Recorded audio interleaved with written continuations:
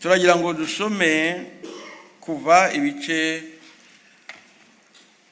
15. Je voudrais qu'on lise l'Exode chapitre 15. Kuva igice cya 15 duhereye ku murongo wa mbere. L'Exode chapitre 15 à partir Turasoma du mu verset rurimi rumwe 1er.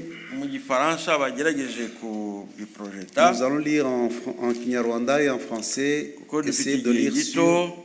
On va projeter. On ne peut pas lire en deux langues turagira suite au ngo temps court. dukore uko dushoboye ntidutinde cyane. Nous allons essayer de ne pas prendre beaucoup de temps. Maze Mose n'Abisirayeli baririmbira Uwiteka indirimbo bati, ndaririmbira Uwiteka kuko yanesheje bitangaje. Ifarashi n'uwihetse yabiroshye mu nyanja. Uwiteka n'imbaraga zanjye n'indirimbo yanjye ampindukiye agakiza. Uwo niwe Mana yanjye, nanjye ndayihimbaza, niyo Mana ya data, nanjye ndayishyira hejuru. Uwiteka ni intwari mu ntambara, Uwiteka niryo zina rye. Amagare ya Farawo n'ingabo ze yabiroshye mu nyanja. Abatwara imitwe yatoranije barengewe n'inyanja itukura. Imuhengeri habarenzeho, barokeye imuhengeri nk'ibuye. Uwiteka, ukuboko kwawe kw'iburyo gutewe icyubahiro n'ububasha bwako. Uwiteka, ukuboko kwawe kw'iburyo kwashenjaguye ababisha. Isumbe ryawe ryinshi ryatumye utura hasi abaguhagurukiye. Watumye umujinya wawe ubakongeza nk'ibitsinsi by'inganagano. Umwuka wo mu mazuru yawe warundanije amazi, amazi yatembaga yema nk'ikirundo. Imuhengeri muri nyina w'inyanja haravura. Umubisha yaravuze ati, ndabakurikira mbafatire nyage iminyago nyigabane. Nzabimariraho agahinda, nzakura inkota ukuboko kwanjye kubarimbure. Wahwishije umuyaga wawe, inyanja irabarengera. Barokera nk'icyuma cy'isasu mu mazi y'umuvumba. Uwiteka, mu byitwa Imana harihwanye nawe? Niyihwanye nawe? Kwera kwawe niko kuguhesha icyubahiro. Ishimwe ryawe rituma abantu bagutinya kuko ukora ibitangaza. Warambuye ukuboko kw'iburyo, isi irabamira. Kubw'imbabazi zawe wagiye imbere y'abantu, wacunguye. Wabayoboje imbaraga zawe inzira ijyana mu buturo bwawe bwera. Amahanga yarumvise ahinda umushyitsi. Ubwoba bufata abatuye i Filisitiya. Icyo gihe abatware ba Edomu baratangara. Intwari z'i Mowabu zifatwa no guhinda imishyitsi. Abatuye i Kanani bose barayagara.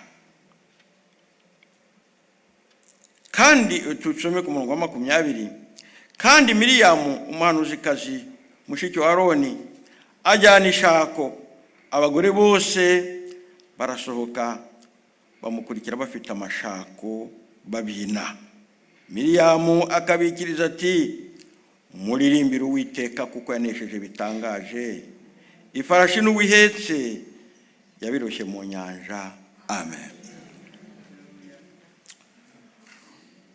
Uku kwezi twavuze ko tuziga ibyo gutanga amashimwe cyangwa se gushima Imana. Nous avons dédié ce mois au thème de rendre grâce, de donner des actions de grâce à Dieu. Ahangaha ni imwe mu mashimwe agaragara cyangwa urugero rw'amashimwe dukwiriye kwigiraho. Ce chapitre est l'un des exemples comment nous devons donner nos actions de grâce. Mwene data yavuze ati hari ibifatika hari n'ibitaboneka. Notre frère a parlé des choses qui sont visibles, physiques, et des choses invisibles. Ariko ibyo yavuze ati iko biri kose ari ibyo bitaboneka Imana irabitegeka. Mais il a continué en disant, quoi qu'il en soit, même ces choses invisibles, naho nibiboneka nabyo Imana irabitegeka. Et même des choses physiques visibles, Dieu les commande. Kandi itugirira ubuntu natwe tukabibona. Et Dieu nous fait grâce et que nous puissions voir ces choses. Iyo dutanga amashimwe rero nibyo biboneka tuba tuvuga. Ainsi, quand nous donnons nos actions de grâce, ce sont de ces choses non physiques, visibles que nous voyons, dont nous parlons. Kuko Imana itugirira ubuntu tukabibona. Parce que Dieu nous fait grâce et nous pouvons voir ces choses invisibles. Le combat visible, oui, nous le voyons, tous nous le voyons.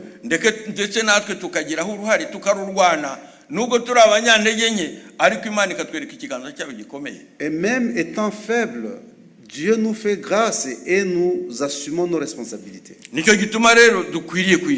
Voilà pourquoi nous devons lui rendre grâce. Nous devons rendre grâce. Et nous l'exaltons de tout ce qu'il a fait.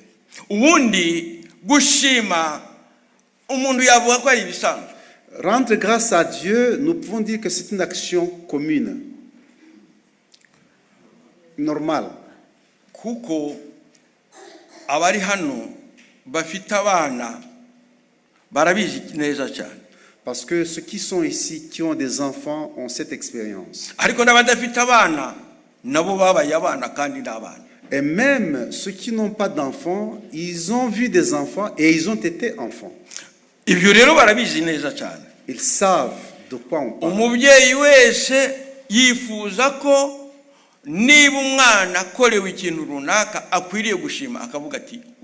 Tout parent souhaite que son enfant puisse dire merci quand il reçoit quelque chose. Et quand un enfant dit papa merci ou maman merci,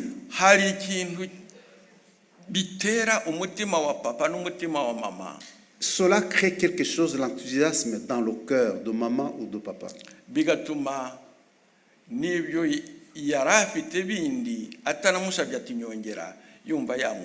Et cela pousse même à son parent d'ouvrir en plus son cœur et même lui donner ce que l'enfant n'a pas demandé.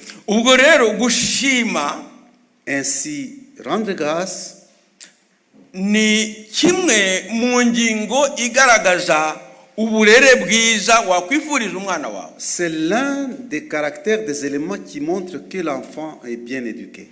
Kandi si umwana wawe gusa ahubwo n'abandi bose mu bana wumva icyo kintu cyababamo. Il ne s'agit pas seulement de ton enfant, mais le souhait est que même tous les autres qui sont autour de nous soient des personnes qui puissent rendre grâce. Ukumva ko ni kimwe mu bigaragaza uburere bwiza, ni kimwe mu bigaragaza ibyo bita politesse cyangwa kubaha. C'est l'une des caractéristiques humaines de la politesse, de la bonne éducation. None se niba abana b'abantu ibyo ngibyo babikora, Imana yacu yo umubyeyi mukuru. Alors si nos enfants le font, que cela nous fait plaisir. Et alors notre Dieu, qui est notre grand parent de tous, comment nous pouvons nous manquer de lui rendre grâce? Que Dieu nous fasse grâce.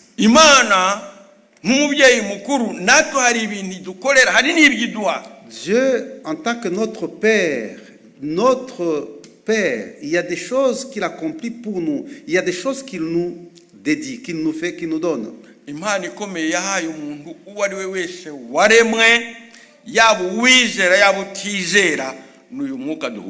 Le grand don que Dieu a donné à ses enfants ou à toute personne, à toute créature, c'est déjà le souffle que nous avons. kuko niyo yaturemye. C'est lui qui nous a créés. Nituma tubyuka tugatambuka tukagenda tukareba tukavuga. C'est lui qui nous donne la possibilité de pouvoir nous lever, marcher, parler et faire ce que nous faisons. Ibyo rero dukwiriye kubishimira Imana. Toutes ces choses nous devons lui rendre grâce. Dukwiriye kubihimbariza Imana. Nous devons nta le muntu louer pour ukwiriye cela. kuvuga ngo ntafite ashimira Imana. Il n'y a personne qui peut dire qu'il n'a rien à dire ou n'a rien pour rendre grâce à Dieu.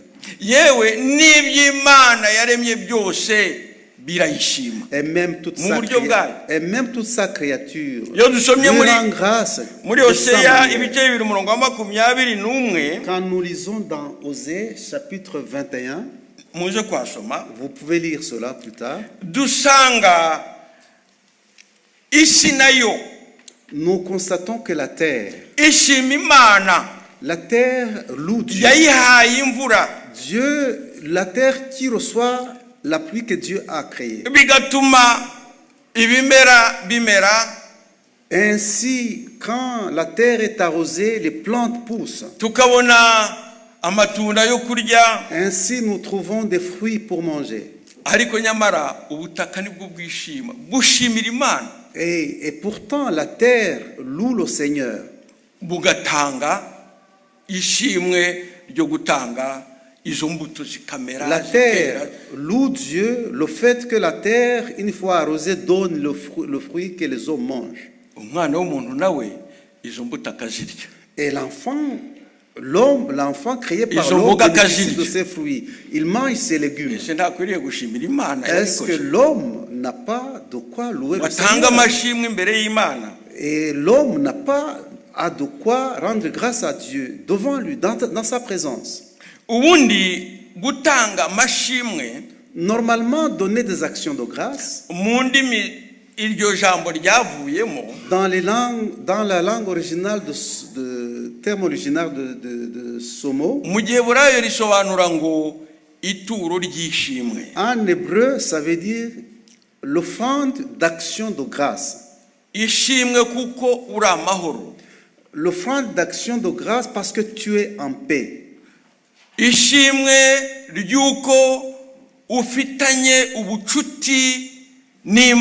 L'action de grâce parce que tu as une bonne communication, une bonne communion avec Dieu.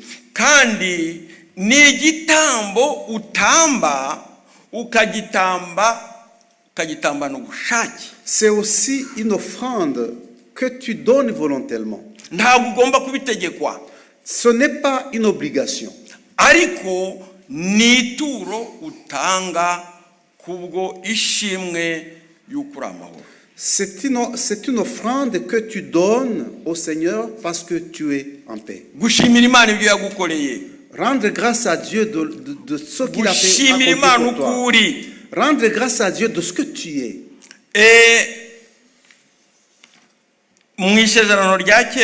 Et dans l'Ancien Testament,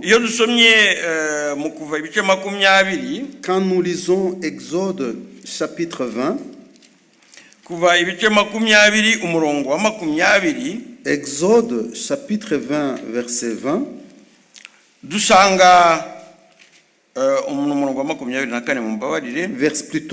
Exode chapitre 20 verset 24. Undundira igicaniro cy'ibitaka ugitambireho ibitambo byawe byoswa n'ibitambo by'uko uri amahoro. Tu m'élèveras un autel de terre sur lequel tu offriras tes holocaustes et tes sacrifices d'action de grâce. Ibitambo by'uko uri amahoro. D'action de grâce parce que tu es en paix. Iryo ryari itegeko Imana yatanze. Ça c'était un ordre que Dieu lui-même avait donné. Ndetse bikagera kure. Et cela même va plus loin. Aho Imana ibwira ubwoko bwayo. Là où Dieu ordonne à son peuple. Nguramenye ntukajye mu nzu yanjye imbokoboko. En disant ne va jamais, ne te rends pas dans ma maison avec les mains vides. Là, nous lisons cela dans Exode chapitre 34. Verset, Exode chapitre 34, verset 20b. ntihakagire umuntu uza ubusa imbere yanjye. Tu 20 sorry. 34, 20. Exode chapitre 34, verset 20. B. La deuxième, la fin. B. Nous lisons.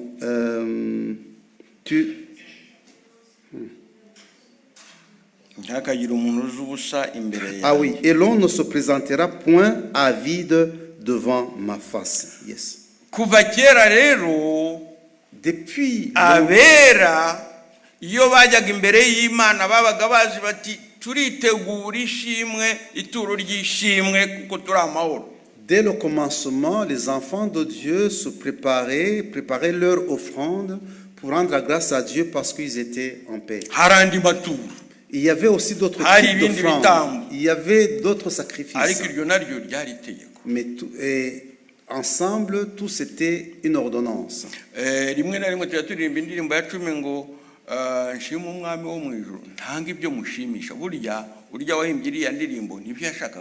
De temps en temps, nous chantons la cantique 10 pour dire je donne mes offrandes et en fait le chantre voulait signifier ces choses.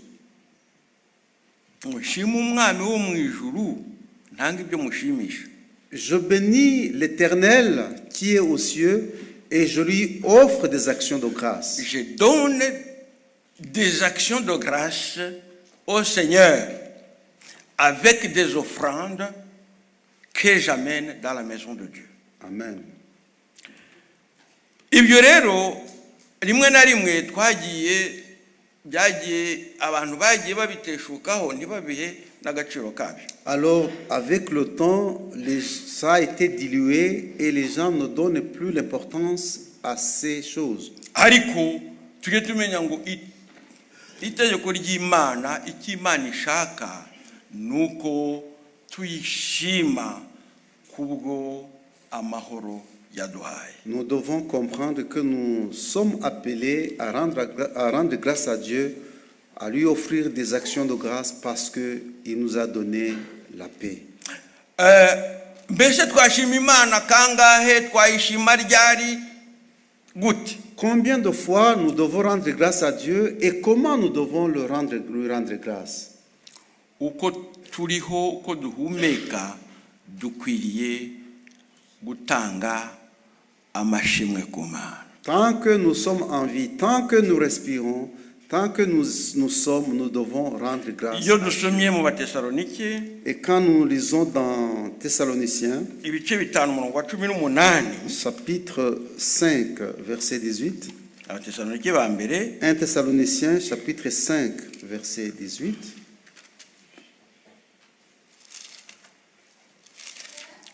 Dusanga hatubwira iryo jambo rishobora kuturangira dushobora gushima kangahe dushobora gushima dute. Ce verset nous renseigne sur combien de fois nous devons rendre grâce à Dieu et comment nous devons le faire. Umurongo wa 18 verset 18. Mu bibaho byose muhore mushima kuko ari byo Imana ibashakaho muri Kristo Yesu. Amen. Rendez grâce en toutes choses, car c'est à votre égard la volonté de Dieu en Jésus-Christ. Mu bibaho byose muhore mushima. En toutes choses, rendez grâce à Dieu. Ubwo rero murumva ko ni buri gihe. Donc, niba ari mu bibaho byose. C'est quand, c'est tout simplement en tout temps. Ahangaha abantu bajya basobanura wenda bakayisobanurira nabi bikabatera ubwoba. Et des fois ici les gens essaient d'expliquer ce verset autrement et des fois ça leur fait peur. Kuko hano mu Gifaransa baravuga ngo en français ils disent rendez grâce en toutes choses. En toutes choses. Ntabwo bavuga ngo ni mushime ou bien rendez grâce pour toutes les choses. Non. Mushima Imana muri byose. Mushima Imana muri byose hano mu Gifaransa birumvikana. Rendez grâce en toutes choses. En français c'est encore plus clair. Nukuvuga ngo kubera ko wiyemeje kuba mu maboko y'Uwiteka. Une fois tu acceptes de te mettre dans les mains de Dieu. Et que tu reconnais que c'est le Dieu puissant. Kandi ukabuziko ali Imana souverain. Une fois tu sais que c'est le Dieu ishobora byose. Igenga byose. Cyangwa indahangarwa. Ni indahangarwa. Dieu souverain. Ikora ibyo ishaka. Il fait ce qu'il veut. Nukuvuga hariya mu gifaransa nicyo cyatumye bavuga ngo muri byose Voilà pourquoi en français ibibaho byose mushima Imana. Toutes choses. Bizaba intambara. Dans quelque soit les circonstances, qu'il soit des difficultés, des guerres, que ce soit des maladies, rien ne doit t'empêcher de rendre grâce à Dieu. Ariko ntuzabwira Imana ngo Mana wakoze kuko watumye ndwara. Mais tu ne pourras pas dire Seigneur merci parce que tu as fait que je suis tombé malade. Néanmoins, en toute chose, rien ne doit t'empêcher de rendre grâce à Dieu.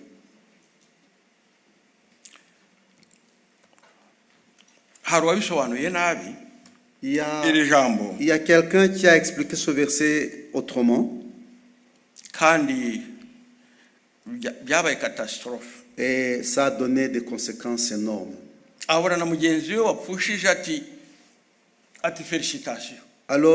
il a trouvé son frère qui avait perdu le sien et il lui a dit félicitations. Non, il ne s'agit pas de félicitations. Quelqu'un a perdu un membre de famille, il est dans la tristesse.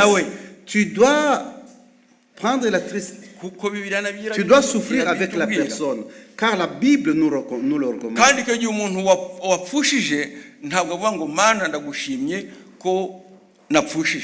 En principe, quelqu'un qui a perdu le sien ne dit pas Seigneur, je te bénis parce que un membre de ma famille. Je te remercie parce que un membre de ma famille est mort. Mais plutôt la personne rend grâce à Dieu, car l'ordonnance biblique de la parole de Dieu, c'est que nous devons rendre grâce en toutes choses. Tu remercies Dieu parce qu'il est Dieu. Tu lui rends grâce parce qu'il est souverain. Tu es encore en vie, tu respires encore.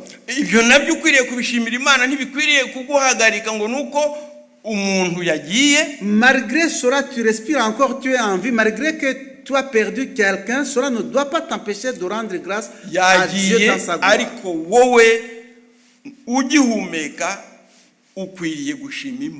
Oui. La personne est morte, mais malgré cela, toi, tu dois lui rendre grâce parce qu'il est Dieu, il est souverain, il fait les choses comme il entend, selon sa volonté. Allons-y sur la partie, le chapitre que nous avons lu, pour que je puisse un peu expliquer par rapport aux actions de grâce.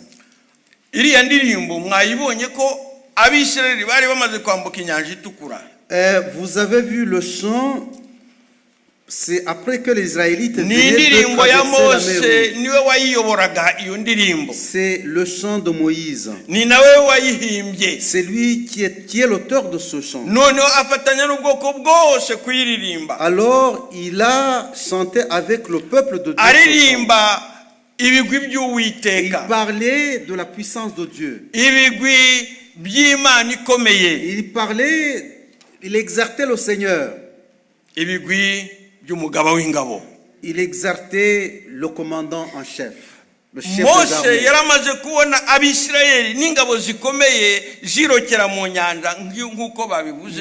Moïse venait de voir que l'armée de Pharaon avait été engloutie par les flots.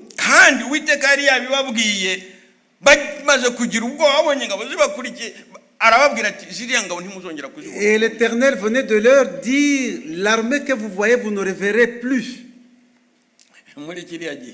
Et dans cette période, à ce moment, ils ont chanté après qu'ils aient vu la respiration, après qu'ils aient eu la délivrance. Ils ont eu une trêve. Au moment de trêve, on peut chanter, on peut danser. iyo umuntu ageze ahantu atuje abonye agahenge abasha kuririmba abasha ndagira ngo dukoresha agahenge ijambo ry'agahenge kuko niryo rikwiriye ahangaha. Je voudrais qu'on utilise ici le mot trêve parce que c'est le mot qui convient. Kuko urugendo rw'abana b'Isirayeli rukwiriye kutubera akabarore mu buzima bwa gikristo. Parce que le voyage des Israélites doit être un exemple dans notre vie chrétienne. Bamaze kubona ibyo byose Uwiteka akoreye imbere yabo babirebesha amaso. Après qu'ils aient vu des miracles que Dieu a accomplis dans leur face, ndumva n'ikimuga icyo gihe je peux me dire que même celui qui était infirme à ce moment-là, handicapé, nawe ntiyabonye ko ari ikimuga ahubwo yararirimbye. Et même un handicapé, il n'a pas regardé sur son infirmité, mais plutôt il a chanté.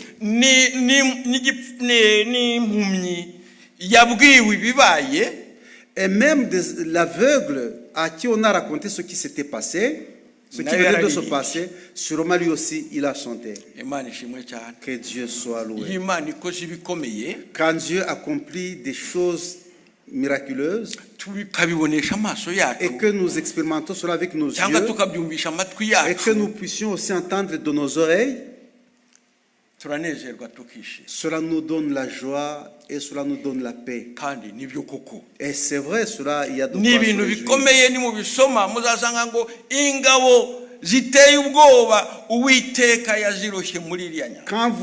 quand vous lisez, vous voyez que l'armée de l'élite de l'Égypte a été engloutie par la mer.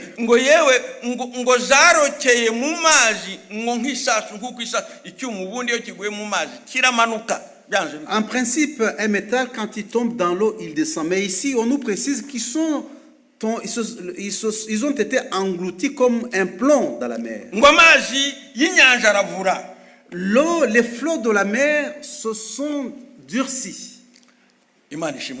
Que Dieu soit loué. Et c'était la première fois qu'ils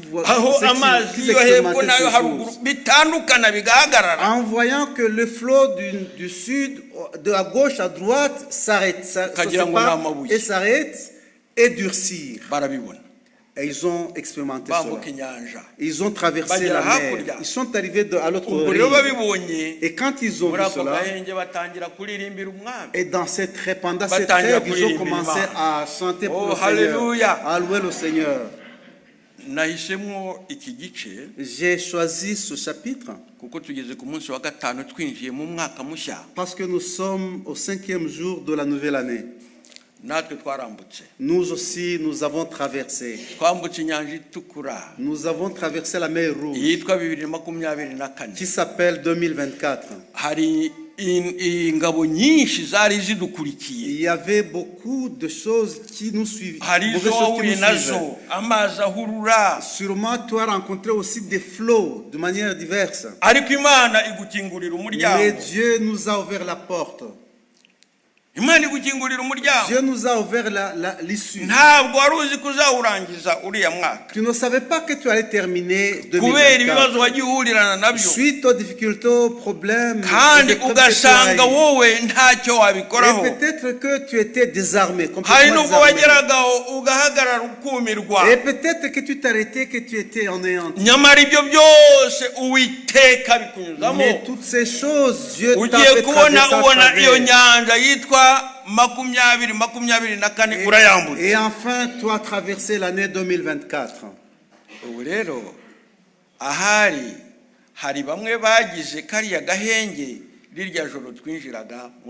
Et peut-être qu'il y a eu sûrement des gens qui ont eu la trêve quand nous avons traversé l'année 2024. Et peut-être que cette semaine aussi, c'est une semaine de trêve. Mais cela n'empêche qu'il y en a encore d'autres qui sont dans le combat. Mais la parole que nous avons lue en Thessaloniciens nous a dit que nous devons rendre grâce à Dieu en toutes choses. Que Dieu soit loué. Rappelez-nous de ce que le Seigneur a accompli. C'est lui qui l'a fait en 2024. Qui nous a fait rentrer dans la nouvelle année. Il n'a pas changé. Tel qu'il était, il est le même aujourd'hui. Et il sera éternellement.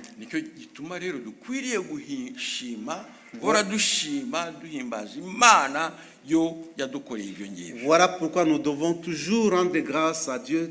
C'est lui qui a fait toutes ces choses.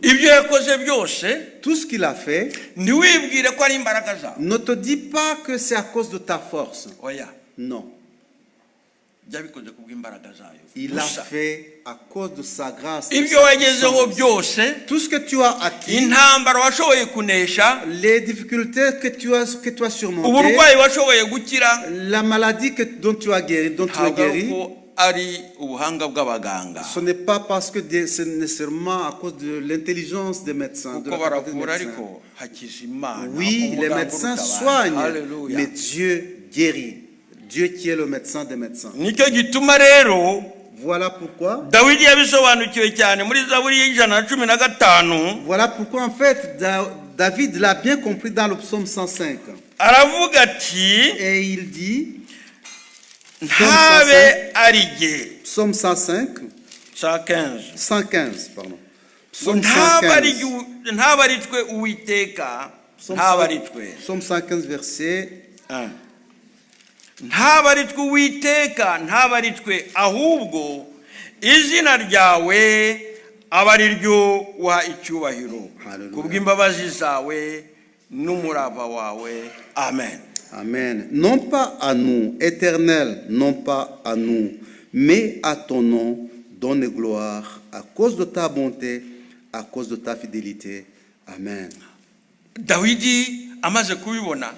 Quand David avait compris cela, avait vu ce que l'Éternel avait vu, quand David a vu l'œuvre que l'Éternel a fait, et il a dit, Éternel, pas à nous, à toi sur la gloire.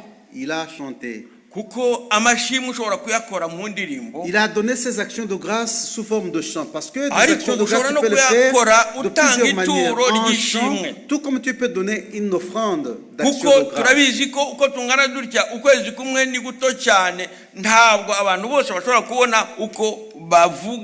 Nous savons que nous tous, nous n'aurions pas assez de temps de pouvoir parler ici devant donner des actions de grâce, mais nous pouvons aussi donner nos actions de grâce par une offrande d'action de grâce. L'honneur soit au Seigneur. Que les actions de grâce soient à l'Éternel. Parce que c'est lui qui a accompli ces choses, cela. Et quand tu donnes l'offrande d'action de grâce, quand tu loues le Seigneur, c'est comme le parent. C'est comme le parent qui reçoit des actions de reconnaissance, d'actions de grâce, de remerciement de son enfant qui dit merci maman. Et le cœur du parent est touché et le parent voudrait encore à son malade ajouter. En fait, c'est comme si vous ouvrez d'autres bénédictions. Parce que tu es un enfant qui est reconnaissant. Cela ouvre encore des portes. Oui, l'Éternel a accompli des choses, de grandes choses. Il nous a fait traverser la mer. Alors, qui nous empêcherait de lui rendre grâce? Et il nous dit encore, rendez grâce en toutes choses. Nous devons rendre grâce à Dieu en toutes choses. Quand vous lisez ce chapitre que nous avons lu,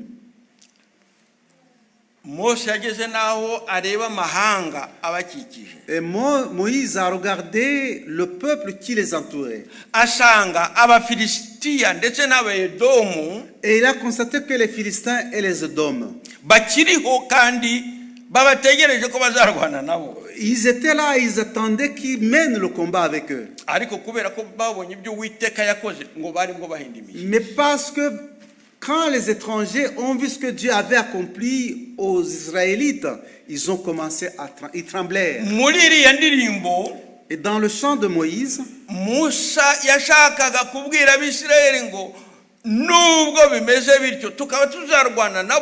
Moïse voulait leur dire, même s'il en est ainsi, et que nous devons livrer bataille avec ces Philistins, nous n'allons pas combattre nous-mêmes. Parce que eux, ils ont tremblé devant le Seigneur. Ils ont vu ce qu'il a accompli, ils ont eu peur. L'Éternel est notre Dieu. Il est le chef des armées. C'est lui qui nous a promis de marcher avec lui, jusqu'à nous arrivions dans la terre promise. Dans Ésaïe chapitre 43, vous savez ce que cela nous dit. N'aie pas peur, je suis avec toi. Quand tu traverseras les eaux, ne t'emportera pas. Et même dans le feu, et même les flammes ne pourront pas t'enflammer.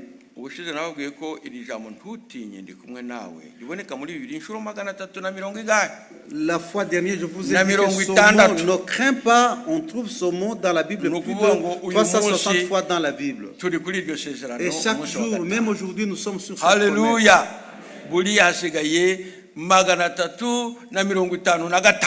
Aujourd'hui, sur l'année, il reste encore 355 jours pour arriver à la fin de l'année. Et nous sommes dans cette promesse. Alors tu dois te rappeler chaque fois. Et que cela doit te fortifier. Et cela doit te pousser plutôt à être rempli des actions d'accomplissement. Tu dois remercier le Dieu éternel. Tu dois remercier Dieu, le chef des armées. Celui qui a combattu le combat. Il y a des choses que tu as connues et d'autres que tu n'as pas connues. Tu dois connaître qu'il n'a pas changé, il ne changera pas. Et cela doit te pousser à lui rendre grâce en tout temps. Alléluia. Amen. Nous allons louer le Seigneur. Notre Dieu, nous te bénissons de tout ce que tu as fait. Nous te bénissons parce que tu es le chef des armées. Tu as combattu pour nous et tu as été avec nous. Tu nous as fait du bien, tu nous as fait traverser, tu nous as fait rentrer dans la nouvelle année. Et voilà, nous sommes le 5e jour de la nouvelle année. Peut-être nous sommes encore pendant la trêve.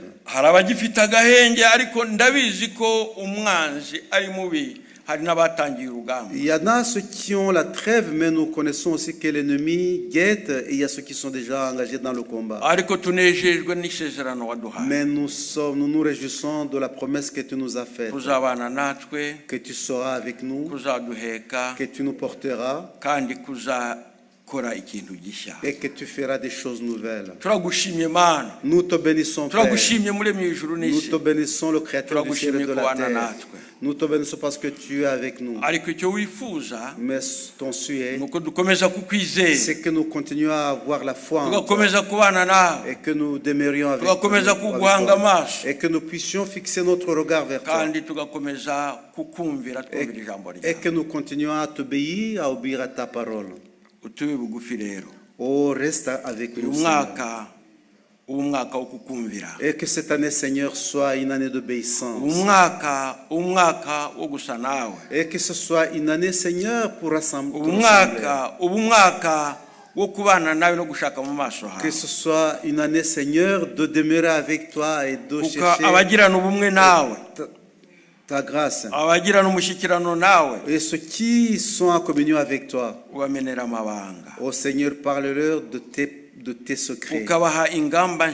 Oui, tu leur révèles de nouveaux projets, de ukabaha nouveaux ingamba z'uru rugamba plans. Et tu leur donnes les plans de la bataille. kandi abarwanana nawe Et ceux qui combattent avec toi, inshinzi iri mu ruhande rwabo oh, la victoire leur kuko appartient. barwanana n'uwanesheje. Parce qu'ils combattent du côté de celui qui a vaincu. tuguhaye ikuzo. Nous te bénissons et nous te levons. ahari waba waraneshejwe mu mwaka ushize, Peut-être que tu as perdu le combat l'année passée. ariko Imana yaguhaye kugera muri uyu mwaka Et Dieu t'a donné la grâce d'arriver dans la nouvelle année. ubushize twumvise ijambo rikomeye cyane ngo ibyo ngibyo tubishyire muri archive. La fois passée, nous avons entendu une parole puissante pour dire que nous devons les mettre des choses de l'année passée dans les archives.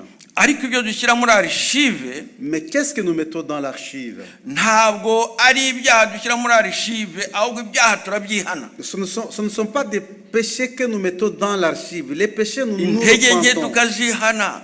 Oui, les péchés, les faiblesses, nos faiblesses, nous devons nous en repentir. ntabwo dukwiriye kwambukana iriya nyanja n'ibyaha Nous ne devons pas traverser cette mer et continuer avec nos péchés.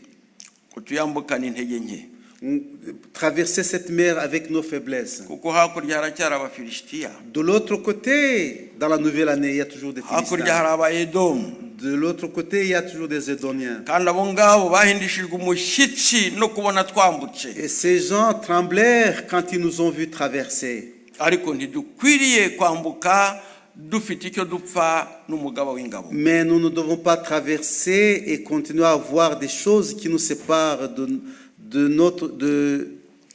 notre Dieu. nicyo gituma byose dukwiriye kubimushyikiriza, Voilà pourquoi nous devons tout kuko ce que nous avons le déposer sur les pieds de yiteguye lui. kubabarira. Parce qu'il est prêt à nous pardonner. mbese waba uriho ukeneye amasengesho, Est-ce que peut-être tu es là et Akaba ari que ibyo tu as ushaka besoin de la gutunganya, prière et que tu as besoin, ushaka il y a des choses kuzanira que tu dois mettre en ordre. umugaba w'ingabo, Et peut-être qu'il est, umubwira uti hari aho nagiye mba ikigaba, hari aho alors tu nagiye peux dire au nsuzugura, chef des armées et none lui umbabarire dire, kugira ngo quelque part noneho j'ai nsanye urugendo nawe, échoué, j'ai commis des péchés, je voudrais continuer la marche avec toi. kuko ndabizi ko aka gahenge kazarangira, Oui, je sais que cette période de trêve prendra fin. kugira ngo nshobore guhagarara ku rugamba neza. Pour que je puisse bien me tenir sur le champ de bataille. Uhaguruke aho uri kugira ngo dufatanye gusenga. Ainsi, s'il en est ainsi, lève-toi, nous pouvons prier ensemble. Haleluya. Imana iguhe umugisha. Que Dieu vous bénisse.